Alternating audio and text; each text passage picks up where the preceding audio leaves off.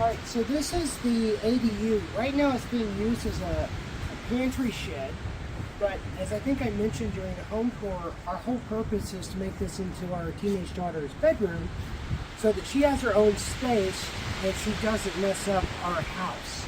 So I've already done this. I've already replaced the deadbolt, which was just a normal key, with a code thing so that she has her own privacy.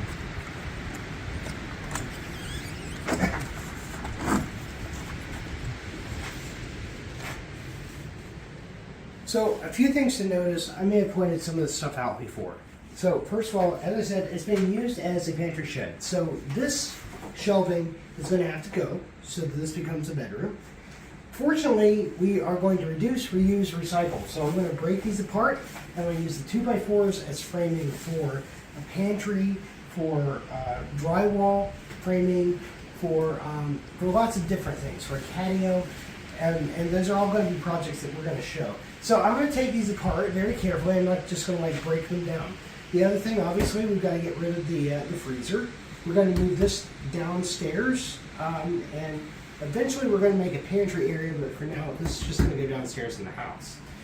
We also have an oven here. So they use this as sort of an overflow oven during holidays. So they can like put the turkey in here and cook other stuff in the other oven without taking up too much space, which was a really cool idea. This is fortunately an electric oven, which means I don't think it even vents outside, and there's no gas coming in that we have to worry about. So we're just going to take this out, see what's behind it, and then we have a combination AC/heater unit that goes through the wall. So we're actually going to be cutting through the wall to put that unit in. Finally, if you notice, the floor is uneven. And we've got some water damage here. So there's a pressure washer coming today from Amazon, high power pressure washer. Once we get these cleared out, we're going to scour the floor, mix up some concrete, level it out, make it a nice level space. Then we're going to put down an underlayment, which is a foam pad. Most of them are about 1/8 inch thick. And then on top of that, we put down vinyl laminate floors. And that way, we can start framing this out. So we actually have blown-in insulation, not blown-in. The foam hardening insulation here. So this has pretty good R value already. So I don't need to do anything here, but this aesthetically, I'm going to cut this so that it's even, and then just as they've done here on the windows, I'm going to frame it out with some.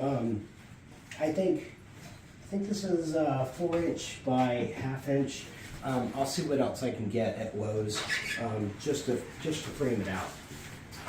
We're going to replace the lighting units. So the accent things like area rugs and fixtures and things like that, we're going to do that last because we want to get the loft bed in here. We want to get the mattress in here. We want to get this painted and then see how it looks. So then we can put in all these accent pieces for her before she gets here. It's these nice finishing touches. The other thing, if you look at the skylight, so obviously I need to dust the ceiling a little bit, but the holly tree and some of the other trees are sort of overhanging the ADU, so I'm going to trim those back a little bit just so that we don't have any overreach here. But it's going to be a heck of a project.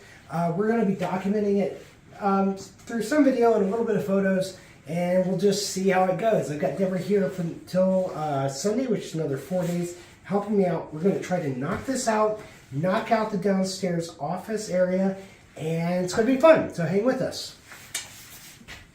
It's now March 24th, about a month after my previous recording, and I'm standing here in the ADU. I have gotten the through-wall AC and heater unit installed. Let's not kid ourselves. I did that myself. It took me 5 hours with a freaking oscillating tool. The electrical though, this was 220 volts, so I had to get electricians out here just today to turn it into 120 volt 2-gain outlet. But after doing all that, and yes, as you can see, putting up primer, we still have a lot of water infiltration in here. The best I can tell, the water is coming through the door And whether it's coming in when the door is open and it's raining, or it's coming in on my shoes, or it's coming in some other way, the whole point is that the concrete floor has sort of a dome to it. And because of that, any water that does come in goes around the perimeter and goes all the way to the back. So I've thought a lot about this, and there is no way to get this done and to ensure that there's no future problems other than to take up this laminate and the underlayment and put down concrete to raise the floor 1 inch high, except this little area in front of the door. So basically I'm going to do a 2 foot by 2 foot square in front of the door, and everything else is going to be step up, so that you actually have to step up to get into the ADU. That way any water that does come in to the door stays where it is and doesn't come back here where Mackenzie is going to be sleeping and having her couch and her electrical cords. I'm not looking forward to it, but I'm going to take up this floor now, and well, I'll come back to you in just a minute. Your minute, not my minute. It's going to be like an hour. All right, so I've taken up all the floor. We're back to concrete and water.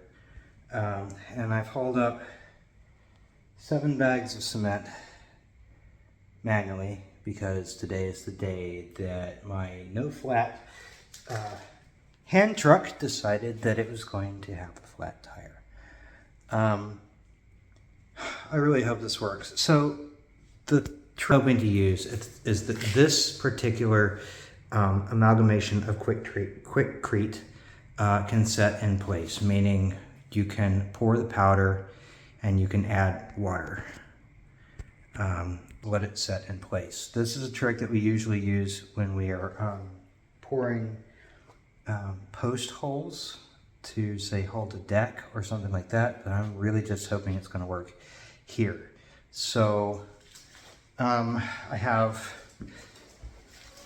a level and a really long plank that I'm going to try to use.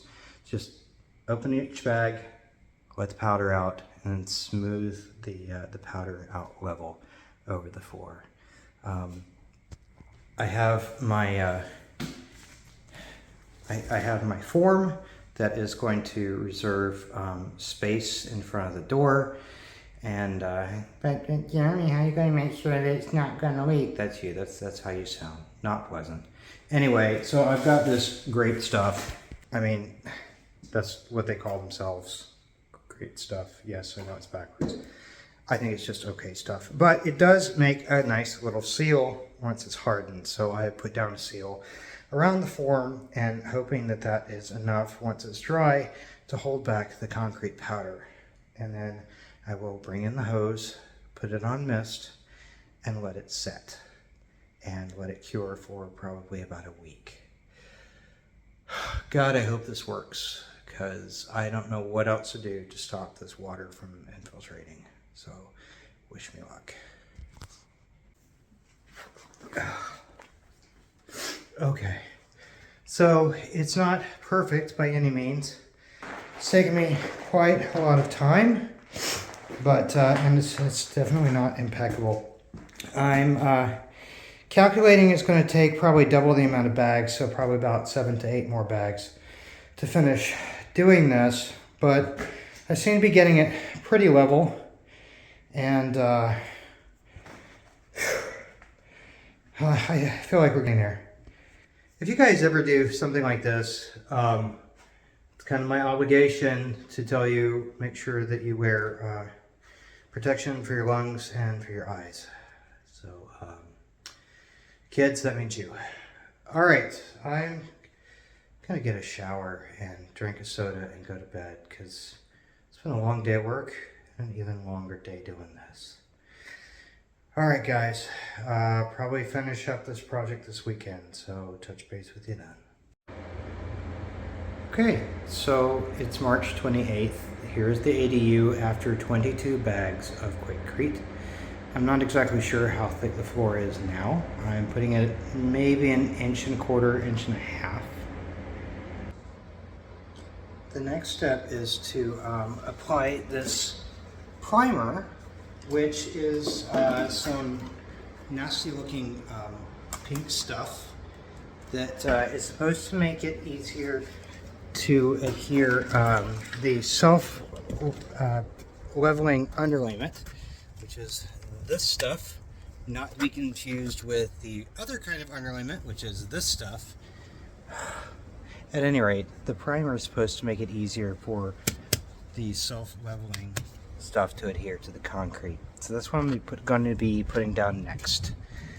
So as you can see, I have a 1/2 inch nap on a roller, and I'm just going to pour the pink stuff and onto the roller, or onto the tray, and just smear it all over the floor liberally, and then supposed to give it about 2 hours, and then I can put down the self-leveling stuff. So that's the goal for tonight. While I'm doing that, while I'm waiting for that to dry, I'm going to be treating the future art studio for termites, because I started taking off some of the interior wall the other night, and lo and behold, we have termites in what's going to be our art studio. So that's fun. And then I'm going to put down the underlayment here and go to bed, because I have to get up bright and early tomorrow morning to drive downstate to pick up a sod cutter from Home Depot in order to cut some walkways into the grass. So that's the night. I will update you guys on what's going to seem like blink of an eye. Okay, so I've put down the primer. You can see the remnants of it is that weird psychedelic purple blue stuff, but the wet gray that you see is the self-leveling stuff, and it's done a really good job. So I've learned a couple of things in doing this. First and foremost, this stuff, Mapei Self Leveler Plus. So this is a 50-pound bag. It goes in with about 5 liters of water, and I used little egg beater attachment. And I just had this thought, well, since this roller is going to harden anyway, this is the same roller that I used to put down the primer, and I figured since it was probably ruined anyway, I might as well reuse that roller, which is, again, is a 1/2 inch nap, to just sort of squeegee over this leveler and smooth it out and distribute it. And as you can tell, it did a really nice job of it. So lots of lessons learned for my next project involving concrete, and it looks like there are going to be a lot of them around this property. The future art studio, it doesn't look like it's salvageable. The chicken coop, I've already mentioned, is not salvageable. We're going to have to demolish both of those and start over again with concrete slabs. So I'm going to be reusing concrete and the self-leveling stuff to get started. And so I'm really grateful that I found this product, and that I figured out to use the 1/2 inch nap roller to just sort of smooth it out. And I mean, time will tell if this is going to work as I hope it will, but it's looking good so far. So we'll check back in on it in a couple of days.